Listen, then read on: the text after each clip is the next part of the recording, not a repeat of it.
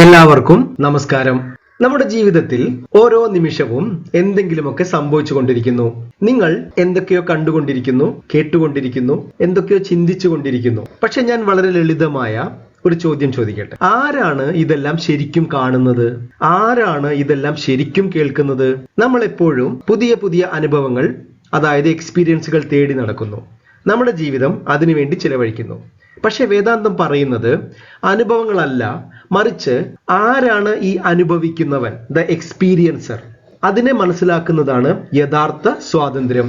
ഈ അനുഭവിക്കുന്ന ആളെ അല്ലെങ്കിൽ ദ എക്സ്പീരിയൻസറെ കണ്ടെത്താൻ വേദാന്തയുടെ ദൃക് ദൃശ്യ വിവേകം എന്ന ഗ്രന്ഥം വളരെ വ്യക്തമായ, ലോജിക്കലായ, ഘട്ടം ഘട്ടമായ ഒരു മാർഗം നമുക്ക് കാണിച്ചു തരുന്നു. ഈ വീഡിയോയിൽ നമ്മൾ അതാണ് ചർച്ച ചെയ്യുന്നത്. ദൃക് ദൃശ്യ വിവേകം എന്നത് വളരെ ചെറിയതാണെങ്കിലും അത്യന്തം ശക്തമായ ഒരു വേദാന്ത ഗ്രന്ഥമാണ്. പൂജ്യസ്വാമി വിദ്യാരണ്യ സ്വാമികളാണ് ഇതിന്റെ ഉപജ്ഞാതാവ്. വളരെ കുറച്ച് ശ്ലോകങ്ങളിലൂടെ തന്നെ ഈ ഗ്രന്ഥം ജീവിതത്തിലെ ഏറ്റവും അടിസ്ഥാന ചോദ്യമായ ഹൂ ആം ഐ, ഞാൻ ആരാണ് എന്ന ചോദ്യത്തിന് ഉത്തരം നൽകുന്നു. വെറും 4 സ്റ്റെപ്പ് കൊണ്ട് ഈ ഗ്രന്ഥം ആരാണ് ഞാൻ, അല്ലെങ്കിൽ ആരാണ് ഈ അനുഭവങ്ങളെല്ലാം അറിയുന്നവൻ എന്ന് നമുക്ക് കാണിച്ചു തരുന്നു. ഈ ഗ്രന്ഥത്തിന്റെ ഏറ്റവും വലിയ പ്രത്യേകത അതിന്റെ രീതിയാണ്. ഇത് നമ്മളോട് ഒന്നും വിശ്വസിക്കാൻ പറയുന്നില്ല, മറിച്ച് വളരെ ശ്രദ്ധയോടെ നമ്മുടെ അനുഭവങ്ങളെ നിരീക്ഷിക്കാൻ പറയുന്നു. ഇവിടെ ദൃക് എന്ന് പറഞ്ഞാൽ കാണുന്നവൻ, അതായത് സബ്ജക്ട്. ദൃശ്യം എന്ന് പറഞ്ഞാൽ നമ്മൾ കാണുന്ന കാഴ്ചകൾ, അതായത് ഒബ്ജക്ട്. വിവേകം എന്ന് പറഞ്ഞാൽ ഇത് തമ്മിലുള്ള വ്യത്യാസം ശ്രദ്ധയോടെ മനസ്സിലാക്കൽ. വരൂ നമുക്ക് വീഡിയോയിലേക്ക് പോകാം. വളരെ പ്രധാനപ്പെട്ട 4 നിയമങ്ങളെ കുറിച്ച് നമുക്ക് വ്യക്തമായ ഒരു ധാരണ ആദ്യം വേണം. കാരണം ഈ ഗ്രന്ഥത്തിന്റെ ഓരോ സ്റ്റേജും നമ്മൾ നോക്കുമ്പോൾ ഈ 4 ചോദ്യങ്ങൾ ചോദിച്ച് മനസ്സിലാക്കി വേണം മുന്നോട്ട് പോകാൻ. ഇനി ആ 4 എണ്ണം ഏതെല്ലാമാണെന്ന് നോക്കാം. പ്രിയമുള്ളവരെ, ഈ 4 തത്വങ്ങളാണ്, അല്ലെങ്കിൽ ഈ നിയമങ്ങളാണ്, അല്ലെങ്കിൽ ഈ ചോദ്യങ്ങളാണ് ഈ ഗ്രന്ഥത്തിന്റെ അടിസ്ഥാനം എന്ന് പറയുന്നത്. ആദ്യത്തേത്, the subject and the object are different. കാണുന്നവനും കാഴ്ചകളും രണ്ടാണ്, ഒന്നല്ല. അടുത്തത്, the subject is one, the object are many. കാണുന്ന ആൾ ഒരാളെ ഉണ്ടാവുള്ളൂ, പക്ഷേ കാഴ്ചകൾ നിരവധി ഉണ്ടാവും. അടുത്തത്, കാണുന്നവൻ മാറുന്നില്ല, മറിച്ച് കാഴ്ചകൾ മാറിക്കൊണ്ടേയിരിക്കുന്നു. The subject does not change, the objects are changing. അവസാനമായി, കാണുന്ന ആൾ എപ്പോഴും അകത്തായിരിക്കും. The subject is inside, the objects are outside. കാഴ്ചകൾ പുറത്തായിരിക്കും. ഈ 4 അടിസ്ഥാന നിയമങ്ങൾ നിങ്ങൾ ശ്രദ്ധയോടെ മനസ്സിലാക്കണമെന്ന് അഭ്യർത്ഥിക്കുന്നു. കാരണം നമ്മൾ ഇനി ഇതിന്റെ ഓരോ സ്റ്റേജിലും ഈ 4 ചോദ്യങ്ങൾ ചോദിച്ച് മനസ്സിലാക്കിയാണ് ഓരോ സ്റ്റേജിലും നമ്മൾ മുന്നോട്ട് പോകുന്നത്. നമുക്ക് ആദ്യത്തെ സ്റ്റെപ്പ് എന്താണെന്ന് നോക്കാം. ആദ്യത്തെ സ്റ്റെപ്പ്, നമ്മൾ കാണുന്ന, കേൾക്കുന്ന, അനുഭവിക്കുന്ന ഈ ലോകത്തിൽ നിന്നാണ് തുടങ്ങുന്നത്. നിങ്ങൾക്ക് 5 ജ്ഞാനേന്ദ്രിയങ്ങൾ ഉണ്ടെന്ന് അറിയാമല്ലോ. കണ്ണ്, മൂക്ക്, ചെവി, നാക്ക്, ത്വക്ക് മുതലായവ. ഒരു നിമിഷം നിങ്ങളൊന്ന് ചിന്തിക്കൂ. ഈ കാണുന്ന കാഴ്ചകളും ശബ്ദങ്ങളും രുചിയും ഗന്ധവും സ്പർശനവുമെല്ലാം നമ്മൾ അനുഭവിക്കുന്നു. അത് നമ്മൾ ഇന്ദ്രിയങ്ങൾ വഴിയാണ് അനുഭവിക്കുന്നത്. അപ്പോൾ ഈ ലോകം നമ്മുടെ കാഴ്ചയാണ്, ഇന്ദ്രിയങ്ങൾ കാഴ്ച കാണുന്ന ആളാണ്. ഈ ഗ്രന്ഥത്തിൽ കാഴ്ച എന്ന് മാത്രമേ പറഞ്ഞിട്ടുള്ളൂ, പക്ഷെ ഗ്രന്ഥകാരൻ നമ്മളുടെ എല്ലാ ജ്ഞാനേന്ദ്രിയങ്ങളെയും ഉൾക്കൊള്ളിച്ചിട്ടാണ് ഉദ്ദേശിക്കുന്നത്. ഇനി നമുക്ക് 4 ചോദ്യങ്ങൾ ചോദിക്കാം. എന്താണ്? ഒന്നാമത്തത്, കാണുന്നവനും കാഴ്ചയും ഒന്നല്ല, 2ആണ്. ശരിയല്ല? നിങ്ങൾ ഒരു കാഴ്ച കാണുമ്പോൾ നിങ്ങൾ കാഴ്ച 2 ആളുകളായിട്ടാണ് നിൽക്കുന്നത്, ഒന്നല്ല ഒരിക്കലും. 2, കാണുന്ന ആൾ ഒന്ന് മാത്രമാണ്, കാഴ്ചകൾ പലതാണ്. നിങ്ങൾക്ക് 2 കണ്ണുകളുണ്ട്, പക്ഷെ നമ്മൾ കാഴ്ച എന്ന് പറയുന്ന ഒറ്റ പോയിന്റിലാണ് സംസാരിക്കുന്നത്. അപ്പോൾ ഒരു കാഴ്ച ഒന്നേ ഉള്ളൂ, പക്ഷെ കാണുന്ന വസ്തുക്കൾ ഒരുപാടുണ്ട്, ഒബ്ജക്റ്റുകൾ ഒരുപാടുണ്ട്, കാഴ്ച ഒന്നേ ഉള്ളൂ. മൂന്നാമത്തത്, കാണുന്ന ആൾ മാറുന്നില്ല, പക്ഷെ കാഴ്ചകൾ മാറിക്കൊണ്ടിരിക്കുന്നു. നിങ്ങൾ ചിന്തിച്ചു നോക്കൂ, നിങ്ങളുടെ ചുറ്റുപാടുമുള്ള കാഴ്ചകൾ അനുനിമിഷം മാറിക്കൊണ്ടേയിരിക്കുന്നു, പക്ഷെ അത് കാണുന്ന നിങ്ങളോ ഒരാളായി തന്നെ മാറാതെ നിലനിൽക്കുന്നു. കാണുന്ന ആൾ ഉള്ളിലാണ്, കാഴ്ച പുറത്താണ്. നിങ്ങൾ ആലോചിച്ച് നോക്കൂ, നിങ്ങൾ കാഴ്ചകൾ കാണുമ്പോൾ താരതമ്യേന കാണുന്ന ആൾ ഉള്ളിലാണ്, പക്ഷെ കാഴ്ചകളെല്ലാം പുറമെയാണ് ഉള്ളത്. ഇതാണ് ആദ്യത്തെ സ്റ്റേജ്. ആദ്യത്തെ സ്റ്റേജ് ഇത് വേൾഡ്. ഇതിൽ നമ്മൾ മനസ്സിലാക്കേണ്ട ഒരു കാര്യം, നമ്മൾ പുറത്ത് കാണുന്ന കാഴ്ചകളല്ല, അവരല്ല അത് അനുഭവിക്കുന്ന ആൾ, ഞാൻ ഈ ലോകമല്ല എന്നാണ് ഈ സ്റ്റെപ്പിലൂടെ ഈ ഗ്രന്ഥം പറയുന്നത്. ഇനി നമ്മൾ ഒരു സ്റ്റെപ്പ് കൂടി ഉള്ളിലേക്ക് പോകുന്നു. നമ്മുടെ ആദ്യത്തെ സ്റ്റേജിലുള്ള ഇന്ദ്രിയങ്ങൾ കഴിഞ്ഞ സ്റ്റെപ്പിൽ അത് സബ്ജക്റ്റ് ആയിരുന്നു, അതായത് കാണുന്നവനായിരുന്നു. പക്ഷേ ഈ സ്റ്റെപ്പിൽ അത് നമ്മളുടെ ഒബ്ജക്റ്റ് ആയി മാറുന്നു. നോക്കൂ, നിങ്ങളുടെ കണ്ണ് അടയ്ക്കുന്നതും തുറക്കുന്നതും നിങ്ങൾക്ക് അറിയാൻ സാധിക്കും. നിങ്ങളുടെ ചെവി കേൾവി കുറവാണോ കുറവല്ലേ നിങ്ങൾക്ക് അറിയാൻ സാധിക്കും. അപ്പോൾ ഇത് ഒരു കാഴ്ചയായി മാറുന്നു. ഇതിനെ കാണുന്ന ഒന്നുണ്ട്, നമ്മളുടെ ഇന്ദ്രിയങ്ങളെ കാണുന്ന. അതെന്താണ്?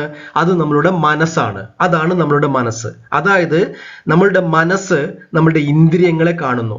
ആദ്യത്തെ സ്റ്റെപ്പ് നമ്മൾ മനസ്സിലാക്കി ലോകം. അടുത്ത സ്റ്റെപ്പ്, ഒരു സ്റ്റെപ്പ് നമ്മൾ ഉള്ളിലേക്ക് പോയി നമ്മുടെ ഇന്ദ്രിയങ്ങളെ മനസ്സിലാക്കുന്ന മനസ്സിലെത്തി നിൽക്കുകയാണ് ഇപ്പോൾ. ഈ ചോദ്യങ്ങൾ, 4 ചോദ്യങ്ങൾ വീണ്ടും ആവർത്തിക്കുകയാണ്. ഇവിടെ കാണുന്ന കാഴ്ചയും കാണുന്നവനും രണ്ടും വ്യത്യാസമാണ്. നിങ്ങളുടെ മനസ്സും നിങ്ങളുടെ ഇന്ദ്രിയങ്ങളും രണ്ടും രണ്ടാണ്, ഒന്നല്ല. കാണുന്ന ആൾ ഒരാളാണ്, കാഴ്ചകൾ പലതുണ്ട്. നോക്കൂ, നിങ്ങൾക്ക് 5 ഇന്ദ്രിയങ്ങളുണ്ട്. ഈ 5 ഇന്ദ്രിയങ്ങളിലൂടെയും നിങ്ങളുടെ ഉള്ളിലേക്ക് കാഴ്ചയായിട്ടും കേൾവിയായിട്ടും ഗന്ധമായിട്ടും രുചിയായിട്ടും വന്നുകൊണ്ടിരിക്കുന്നു. പക്ഷെ ഇതെല്ലാം വരുന്നത് ഒരു മനസ്സിലേക്കാണ്. അപ്പൊ മനസ്സ് ഒന്നേ ഉള്ളൂ, ഇന്ദ്രിയങ്ങൾ പലതുണ്ട്. ഇനി അടുത്ത സ്റ്റെപ്പ് ഒന്നാലോചിച്ച് നോക്കൂ. മനസ്സ് മാറുന്നില്ല, ഇന്ദ്രിയങ്ങൾ മാറിക്കൊണ്ട്, അതായത് നമ്മളുടെ ഇന്ദ്രിയങ്ങൾ വഴി വരുന്ന വിവരങ്ങൾ നമ്മൾക്ക് മാറിക്കൊണ്ടേയിരിക്കുന്നു. എന്നാൽ മനസ്സ് ഒന്ന് മാത്രമേ ഉള്ളൂ, അത് മാറാതെ ഇതിനെയെല്ലാം മനസ്സിലാക്കി ഇരിക്കുന്നു. കാണുന്ന ആൾ ഉള്ളിലാണ്, കാഴ്ചകൾ പുറത്താണ്. താരതമ്യേനയാണ് ഇവിടെ ഉദ്ദേശിക്കുന്നത്. നിങ്ങളുടെ ഇന്ദ്രിയങ്ങളെ അപേക്ഷിച്ച് കണ്ണ് നമുക്ക് കാണാം, പക്ഷെ ഉള്ളിലുള്ള മനസ്സ് നമുക്ക് കാണാൻ കഴിയില്ല. അപ്പൊ സൂക്ഷ്മ തലത്തിലേക്ക് നമ്മൾ നീങ്ങിയിരിക്കുന്നു. മനസ്സ് സൂക്ഷ്മ തലത്തിലാണ് ഉള്ളത്. ഇപ്പോൾ നമ്മൾ രണ്ടാമത്തെ സ്റ്റേജിലെത്തി. ആദ്യത്തെ സ്റ്റേജ് നമ്മൾ ലോകമല്ല എന്ന് മനസ്സിലാക്കി. രണ്ടാമത്തെ സ്റ്റേജ് ഇന്ദ്രിയങ്ങളല്ല എന്ന് മനസ്സിലാക്കുന്നു. ഇവിടെ ഇന്ദ്രിയങ്ങൾ കൊണ്ട് ഉദ്ദേശിക്കുന്നത് നമ്മുടെ ശരീരമാണ്. ശരീരം എന്ന ബോധമാണ്. ഞാൻ ശരീരമല്ല. കാരണം എന്താ? ശരീരത്തിന്റെ ഓരോ ചലനങ്ങളും, നമ്മുടെ ഇന്ദ്രിയങ്ങളുടെ ഓരോ ചലനങ്ങളും നമ്മൾക്ക് അറിയുന്നുണ്ട്. അറിയുന്നവനും അറിയുന്നതും ഒന്നല്ല, രണ്ടാണ്. അതുകൊണ്ട് നമ്മൾ ശരീരമല്ല. ഇപ്പോൾ നമ്മൾ മനസ്സിലാണ് എത്തി നിൽക്കുന്നത്. ഇനി അടുത്ത ഘട്ടത്തിലേക്ക് പോകാം. വളരെ വളരെ പ്രധാനപ്പെട്ടതാണ് അടുത്ത സ്റ്റേജ്. ഇവിടെ നമ്മൾ ഒരു പടി കൂടി ഉള്ളിലേക്ക് പോകുന്നു. ഒരു നിമിഷം നിങ്ങൾ നിങ്ങളുടെ മനസ്സ് ഒന്ന് ചിന്തിച്ചു നോക്കൂ. കഴിഞ്ഞ ഘട്ടത്തിൽ മനസ്സ് കാണുന്നവനായിരുന്നു. എന്നാൽ ഈ ഘട്ടത്തിൽ നമ്മളുടെ മനസ്സ് ഒരു കാഴ്ചയായി മാറുകയാണ്. എന്താണ് സംഭവിക്കുന്നത്? നിങ്ങളുടെ മനസ്സിൽ ചിന്തകൾ വരുന്നു പോകുന്നു, നിങ്ങളുടെ വികാരങ്ങൾ വരുന്നു പോകുന്നു, ഓർമ്മകൾ പ്രത്യക്ഷപ്പെടുന്നു അപ്രത്യക്ഷമാവുന്നു. ഇതെല്ലാം നിങ്ങൾ അറിയുന്നു. അപ്പോൾ ആരാണിത് അറിയുന്നത്? വേദാന്തം ഇതിനെ സാക്ഷി എന്നാണ് പറയുന്നത്. എല്ലാം അറിയുന്ന ഒരാൾ. നമ്മൾക്കറിയാം, അത് അവയർനെസ് ആണ്. നമ്മളുടെ മനസ്സിന്റെ ചലനങ്ങളെ, വ്യത്യാസങ്ങളെ മനസ്സിലാക്കുന്ന ഒരാൾ, അതാണ് അവയർനെസ്. പ്രിയമുള്ളവരെ, നമ്മളുടെ 4 ചോദ്യങ്ങൾ വീണ്ടും നമ്മൾ ആവർത്തിക്കുന്നു. ആലോചിച്ച് നോക്കൂ. ഇവിടെ കാണുന്ന ആളും കാഴ്ചയും രണ്ടും രണ്ടാണെന്ന് പറയുന്നു. ചിന്തിച്ചു നോക്കൂ. നിങ്ങളുടെ മനസ്സിനെ അറിയുന്ന ഒന്ന് നിങ്ങൾ കണ്ടെത്തിയിരിക്കുന്നു.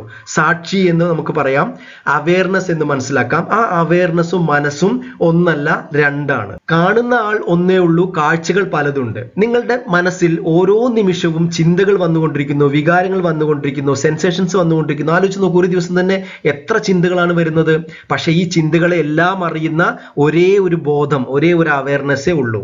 കാണുന്ന ആൾ മാറുന്നില്ല, കാഴ്ചകൾ മാറുന്നു. കാണുന്ന ആൾ, അവയർനെസ് മാറാതെ നിൽക്കുന്നു. പക്ഷെ മനസ്സ് മാറിക്കൊണ്ടേയിരിക്കുന്നു. നമ്മൾക്ക് രാവിലെയുള്ള മാനസികാവസ്ഥയല്ല നമ്മൾക്ക് ഉച്ചയ്ക്കുള്ള മാനസികാവസ്ഥയല്ല നമുക്ക് വൈകുന്നേരം. നമ്മൾക്കറിയാം, ബാഹ്യമായ ഇടപെടലുകൾ വരുമ്പോൾ നമ്മുടെ മനസ്സിന്റെ അവസ്ഥകൾ മാറിക്കൊണ്ടേയിരിക്കുന്നു. പക്ഷേ എല്ലാ മാറ്റങ്ങളും അറിയുന്ന ഈ അറിവ്, ഈ അവയർനെസ് മാറ്റമില്ലാതെ തുടരുന്നു. കാണുന്ന ആൾ ഉള്ളിലാണ്, കാഴ്ചകൾ പുറത്താണ്. താരതമ്യേന നിങ്ങളുടെ ബോധം എന്ന് പറയുന്നത് മനസ്സിനേക്കാൾ സൂക്ഷ്മതലത്തിലാണ് ഉള്ളത്. നമ്മളുടെ അവയർനെസ്, മനസ്സിനെ അറിയുന്ന, ശരീരത്തെ അറിയുന്ന, ലോകത്തെ അറിയുന്ന ഈ അവയർനെസ് നമ്മളുടെ ഉള്ളിലാണ് ഉള്ളത്. ഇനി നമ്മൾ ഇതിന്റെ ഫൈനൽ സ്റ്റേജ്, അവസാന ഘട്ടത്തിലേക്ക് പോവുകയാണ്. നമ്മൾ ഇപ്പോൾ അവസാന ഘട്ടത്തിലാണ്. ഇതെല്ലാം കാണുന്ന ഈ സാക്ഷിയെ നമ്മൾക്ക് കാണാൻ സാധിക്കുമോ? അല്ലെങ്കിൽ ഈ അവയർനെസ്സിനെ അറിയാൻ സാധിക്കുമോ?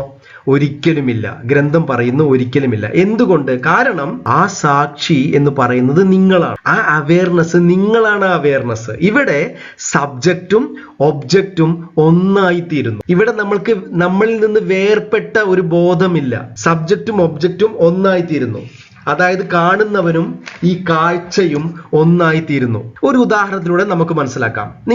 ഒരു നിമിഷം നിങ്ങൾ ശ്രദ്ധിച്ചു നോക്കൂ.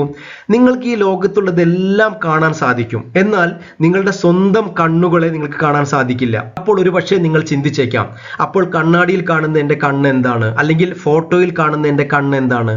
പ്രിയമുള്ളവരെ, ശ്രദ്ധിച്ചു നോക്കൂ. അത് നിങ്ങളുടെ കണ്ണിന്റെ ഒരു പ്രതിഫലനമാണ്. നിങ്ങൾക്ക് നിങ്ങളുടെ കണ്ണിനെ ഒരിക്കലും നേരിട്ട് കാണാൻ സാധിക്കില്ല. ഒന്ന് ആലോചിച്ച് നോക്കൂ. ഒരിക്കലും നിങ്ങൾക്ക് നിങ്ങളുടെ സ്വന്തം കണ്ണുകൾ നമ്മൾക്ക് നേരിട്ട് കാണാൻ സാധിക്കില്ല. നമുക്ക് പ്രതിഫലനം വേണമെങ്കിൽ കാണാം, പക്ഷേ നമുക്ക് നേരിട്ട് കാണാൻ സാധിക്കുന്നില്ല. അപ്പോൾ പിന്നെ നമ്മൾ എങ്ങനെ നമുക്ക് കണ്ണുണ്ടെന്ന് മനസ്സിലാവുന്നു?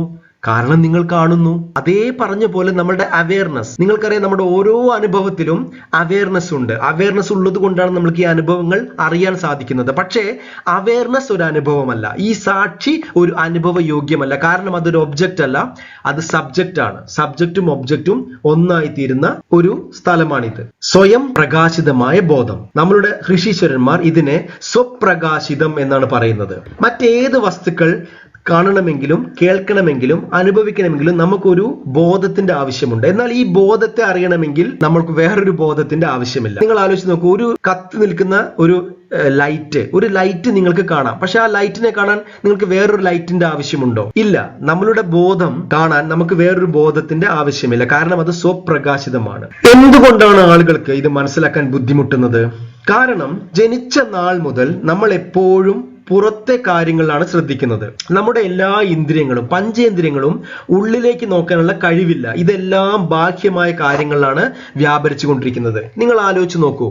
നിങ്ങളുടെ ശരീരത്തിന് മുകളിലൂടെ ചെറിയൊരു ഉറുമ്പ് നടക്കുമ്പോൾ നിങ്ങൾക്ക് അറിയാൻ കഴിയുന്നു. പക്ഷേ നിങ്ങളുടെ ശരീരത്തിനുള്ളിൽ എത്രയോ ആക്ടിവിറ്റീസ്, എത്രയോ പ്രവർത്തനങ്ങൾ നടന്നുകൊണ്ടിരിക്കുന്നു. പ്രവർത്തനങ്ങൾ നിങ്ങളുടെ ശരീരത്തിനകത്ത് നടക്കുന്നു. പക്ഷെ നിങ്ങൾക്കത് അറിയുന്നില്ല.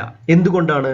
നമ്മളുടെ ജ്ഞാനേന്ദ്രിയങ്ങളെല്ലാം ഔട്ട്വാർഡ് ബൗണ്ട്, അതായത് പുറമേയുള്ള കാഴ്ചകൾ കാണാൻ വേണ്ടി ആണ് ഡിസൈൻ ചെയ്തിരിക്കുന്നത്. ഇനി നമ്മൾ എപ്പോഴും അനുഭവങ്ങളിലൂടെ കാര്യങ്ങൾ മനസ്സിലാക്കാൻ ശ്രമിക്കുന്നു. നമ്മൾ എപ്പോഴും അനുഭവങ്ങൾ അന്വേഷിക്കുന്നവരാണ്. മോക്ഷം അല്ലെങ്കിൽ എൻലൈറ്റൻമെന്റ് എന്നതുപോലും ഒരു അനുഭവമായിട്ടാണ് ചില ആളുകൾ ചിത്രീകരിക്കുന്നത്. പക്ഷെ അത് തീർത്തും തെറ്റാണ്. കാരണം മോക്ഷം എന്ന് പറയുന്നത് അല്ലെങ്കിൽ എൻലൈറ്റൻമെന്റ് എന്ന് പറയുന്നത് ഒരു അനുഭവമല്ല, മറിച്ച് ഒരു തിരിച്ചറിവാണ്. അപ്പോൾ നമ്മൾ എപ്പോഴും അനുഭവങ്ങളിലൂടെ കാര്യങ്ങൾ മനസ്സിലാക്കാൻ ശ്രമിക്കുന്നതും നമ്മൾക്ക് ഈ അവയർനെസ്സിനെ തിരിച്ചറിയാൻ പ്രയാസപ്പെടുന്നു. കാരണം അനുഭവങ്ങൾ എപ്പോഴും പുറത്തു വരുന്നതാണ്. എന്നാൽ നമ്മുടെ സ്വന്തം ബോധം, അവയർനെസ് എന്ന് പറയുന്നത്, ഇതിനെല്ലാം അറിയുന്ന ഈ അവയർനെസ്സിന് ഒരിക്കലും നമ്മൾക്ക് അറിയാൻ സാധിക്കുകയില്ല. വേദാന്തം നമ്മളെ ഉള്ളിലേക്ക് നോക്കാൻ പ്രേരിപ്പിക്കുന്നു. ഈ ഗ്രന്ഥത്തിലൂടെ വലിയൊരു തിരിഞ്ഞുനോട്ടം നടത്തുന്നു. അനുഭവിക്കുന്നതിൽ നിന്ന് അനുഭവിക്കുന്നവനിലേക്ക്, എക്സ്പീരിയൻസിലേക്ക് ശ്രദ്ധ മാറ്റും. ഇത് മനസ്സിലാക്കാൻ നമുക്ക് കുറച്ച് ബുദ്ധിമുട്ടാണ്. കാരണം ഇത് വളരെ സൂക്ഷ്മവും വളരെയധികം കൂടിച്ചേർന്നതുമാണ് ഇരിക്കുന്നത്.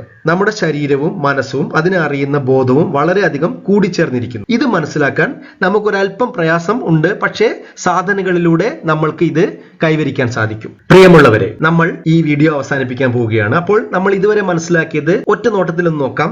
നമ്മൾ ആദ്യം ഈ കാണുന്ന ലോകം നമ്മളല്ല എന്ന് മനസ്സിലാക്കി. കാരണം അതിനെ കാണുന്ന ഇന്ദ്രിയങ്ങൾ നമുക്കുണ്ട്. അടുത്തത് നമ്മൾ ഇന്ദ്രിയങ്ങളും ശരീരവും അല്ല എന്ന് മനസ്സിലാക്കി. കാരണം ഇത് രണ്ടിനെയും അറിയുന്ന ഒരു മനസ്സ് നമുക്കുണ്ട്. അവസാനമായി നമ്മൾ ഈ മനസ്സുമല്ല, കാരണം മനസ്സ് മാറിക്കൊണ്ടിരിക്കുന്നു, അതിനെ മാറ്റമില്ലാതെ കാണുന്ന അവയർനെസ് ആണ് എന്ന യാഥാർത്ഥ്യത്തിലേക്ക് നമ്മൾ എത്തിയിരിക്കുന്നു. ഇതാണ് വേദാന്തത്തിന്റെ അവസാന ഉത്തരം. നിങ്ങൾ ശരീരമല്ല, നിങ്ങൾ മനസ്സല്ല, നിങ്ങൾ ഇതിനെ രണ്ടിനെയും അറിയുന്ന ബോധമാണ്. ഈ അറിവിലേക്ക് നിങ്ങൾ ഉയരുന്നതാണ് യഥാർത്ഥ സ്വാതന്ത്ര്യം. നമ്മൾ ഒരിക്കലും ഈ അറിവിലേക്ക് ഉയർന്നു കഴിഞ്ഞാൽ പിന്നെ നമ്മൾക്ക് ഒരു ദുഃഖങ്ങളും നമ്മളെ സ്പർശിക്കാൻ സാധിക്കില്ല. ഇതിനർത്ഥം നമ്മുടെ ജീവിതത്തിൽ ദുഃഖങ്ങളോ വെല്ലുവിളികളോ ദുരിതങ്ങളോ ഇല്ലാതാവുമെന്നല്ല, മറിച്ച് അവയുടെ സാന്നിധ്യം നിങ്ങളെ ഒരു തരത്തിലും ബുദ്ധിമുട്ടിക്കുകയോ നിങ്ങളുടെ സന്തോഷം കെടുത്തുകയോ ചെയ്യില്ല. അതാണ് യഥാർത്ഥ മോക്ഷം. വീഡിയോ കണ്ടതിന് ഒരുപാട് നന്ദി. ചാനൽ സബ്സ്ക്രൈബ് ചെയ്യണമെന്ന് അഭ്യർത്ഥിക്കുന്നു. ഇംഗ്ലീഷിലുള്ള വീഡിയോകൾക്കായി വേദാന്ത ഇൻ സിമ്പിൾ ലോജിക് എന്ന ചാനൽ സബ്സ്ക്രൈബ് ചെയ്യണമെന്ന് അഭ്യർത്ഥിക്കുന്നു. അടുത്തൊരു വീഡിയോയിൽ വീണ്ടും കാണാം. നന്ദി, നമസ്കാരം.